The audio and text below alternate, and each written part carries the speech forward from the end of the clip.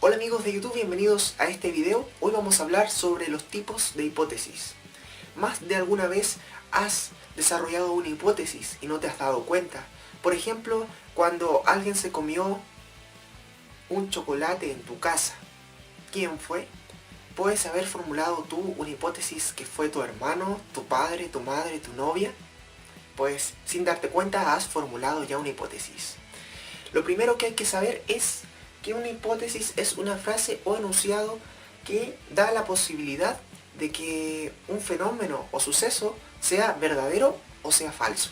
Si es verdadero, es una hipótesis verificada que se transforma en una tesis. Y si es falso, es una hipótesis refutada que conlleva a desarrollar otra hipótesis. Y también hay que entender el concepto de variable. Variable es algo que nos necesitamos medir, controlar y estudiar en una investigación o en un problema de estudio. Que puede ser, por ejemplo, la productividad, el rendimiento, el nivel de ansiedad. Diferentes tipos de variables, existen millones. Vamos a ver la primera hipótesis. ¿Cuál es el primer tipo de hipótesis? Es la hipótesis de investigación. Y esta a su vez se divide en 4 subcategorías, que son causalidad, descriptivas, correlacional y diferencia de grupos. La causalidad establece una relación entre dos o más variables, la cual tiene variables dependientes y variables independientes. Si recuerdas en matemáticas, el gráfico de x e y, hay una variable que es dependiente y una independiente. En estos gráficos se está relacionando dos variables. La variable independiente es aquella que no se ve afectada por el cambio de la otra, y la variable dependiente es aquella que sí se ve afectada por el cambio de la otra. Pues dime un ejemplo, por favor. El ejemplo de el nivel de productividad y la cantidad de horas de trabajo. A medida que la productividad, a medida que las horas de trabajo van aumentando, el nivel de productividad va disminuyendo cuando va aumentando hasta un tope, y después de ese tope, que es su máximo, empieza a disminuir. Ese es un ejemplo de causalidad. Otro ejemplo de causalidad que es efecto y causa. La variable independiente es la causa y la variable dependiente es el efecto. Es, por ejemplo, hay un plato, hay un perro, el plato está lleno de comida, el plato después de una hora está vacío. ¿Cuál es la causa de que ese plato esté vacío? El hambre del perro, o que el perro se comió la comida. Y esa es la primera sobre causalidad. Luego viene la hipótesis descriptiva, que señala hechos o fenómenos de un objeto de estudio, de una población o de una muestra. Esto quiere decir que señala solo una variable sobre un grupo. Por ejemplo, existe un grupo de aficionados al fútbol que están muy enojados con los partidos que ha disputado el equipo de su ciudad.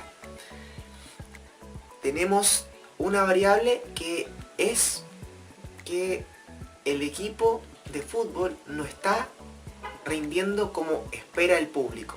Entonces señala un hecho o un fenómeno de un grupo y con una sola variable. También tenemos la hipótesis de investigación, que es la correlacional, que significa que la variación de una variable va a repercutir en la variación de otra.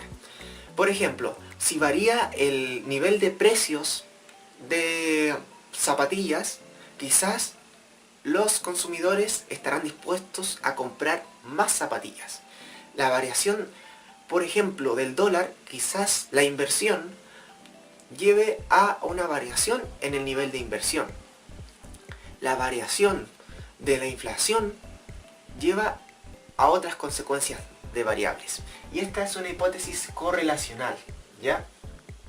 Con la correlación entre dos variables. Luego viene la hipótesis de diferencias de grupos. Y acá lo que intentamos pensar, desarrollar y enfocar en esta hipótesis es ver cuál es la diferencia en un determinado grupo. Por ejemplo, Si nosotros somos un publicista y queremos promocionar nuestra empresa, EduiPro, como es nuestra empresa, mi empresa, ya, y estamos pensando en que nuestra empresa, quizás si nosotros realizamos un video, nuestro público objetivo, nuestros clientes van a tener una determinada reacción, ya puede ser negativa o positiva. Pero si nosotros realizamos un afiche, nuestro público también va a tener otro tipo de reacción. Y tenemos que entender un poco la diferencia en que si realizamos un video va a haber una reacción y si realizamos un afiche va a haber otra reacción. Y esta es la hipótesis de diferencias de grupos. Los grupos reaccionan de manera diferente con diferentes estímulos en el caso de las empresas o diferentes formas de trabajar. Y aquí existe una diferencia de grupos. Para un publicista también que quiera mostrar sobre vender un producto y les muestra a un grupo una imagen de un producto en una televisión a color y la diferencia de ese mismo producto en una televisión en blanco y negro, lo que va a causar más emoción va a ser la a color. Entonces esta es la hipótesis de diferencias de grupo. También está la hipótesis nula. La hipótesis nula es aquella que no existen diferencias entre dos grupos de estudio de comparación.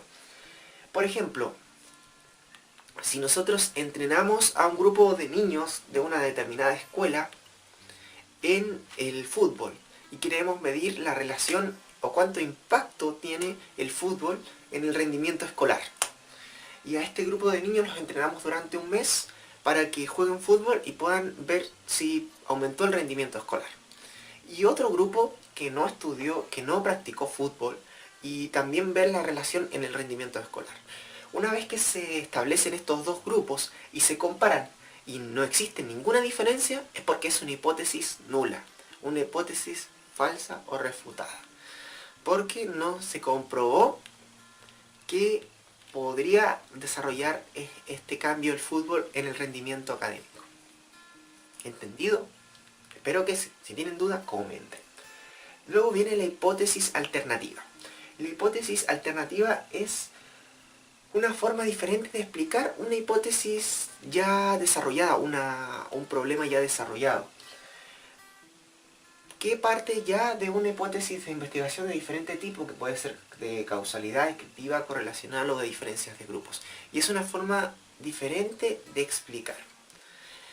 Esto sucede cuando se vio la teoría de Nicolás Copérnico y la otra teoría posterior.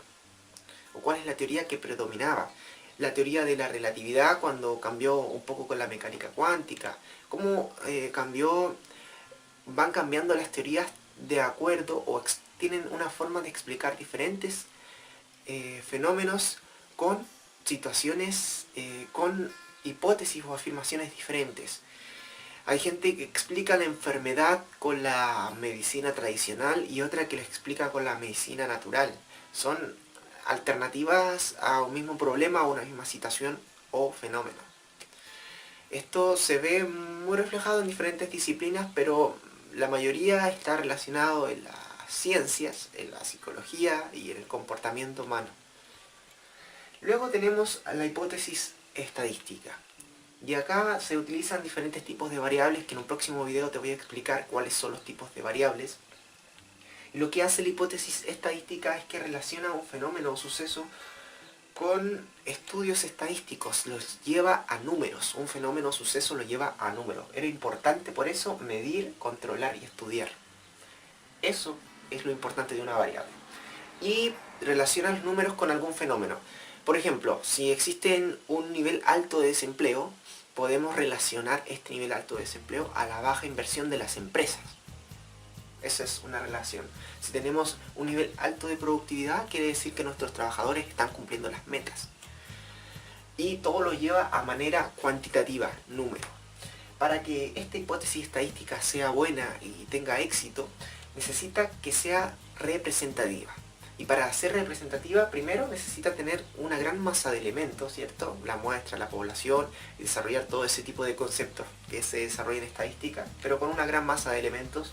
Luego tener causalidad, desarrollar una relación entre una variable y otra. El nivel de productividad va a aumentar el empleo en el país, aumentar los puestos de trabajo lleva a tener más productividad. Entonces existe una relación entre dos variables o fenómenos. Y también independencia de estos fenómenos o variables. Tener unos datos de manera independiente que sean representativos con la gran masa y con causalidad. Espero te haya servido este video. Discúlpame si me equivoqué en alguna parte del video o me retrasé porque estaba pensando, mi mente estaba pensando mucho para poder explicártelo de manera sencilla. Te invito a que te suscribas a mi canal de YouTube, a que le des like, a que lo compartas con tus amigos, a que me comentes acá abajo qué te pareció este video y espero te haya servido un montón.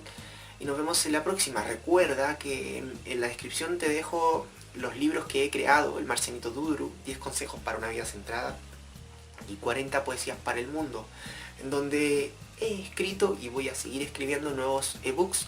Los puedes adquirir abajo en la descripción, así que ve abajo. Nos vemos en la próxima. Chao.